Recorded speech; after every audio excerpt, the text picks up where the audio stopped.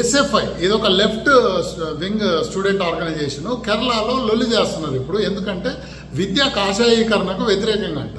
అసలు వీళ్ళ మనోభావాలు ఎక్కడ అంటే గవర్నరు ఒక ఈవెంట్లో భారత మాత ఫోటో పెట్టిండు. భారత మాత ఫోటో పెట్టకూడదంట, అది కాషాయీకరణ అవుతుందంట. వాళ్ళ మనోభావాలు దెబ్బతిన్నాయి.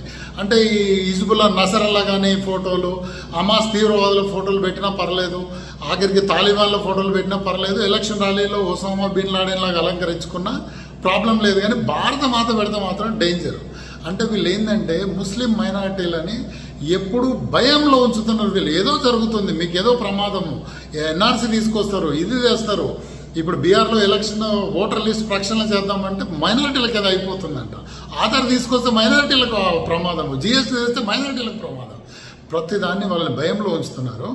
నేను ఒక టీవీ షోకి వెళ్ళినప్పుడు వీరయ్య అని మన సిపిఎం నాకు ఎగ్జాక్ట్ గుర్తులేదు, సబ్జెక్ట్ కరెక్షన్, దీని ప్రెసిడెంట్ కూడా ఉన్నాడు తెలంగాణకు అనుకుంటా.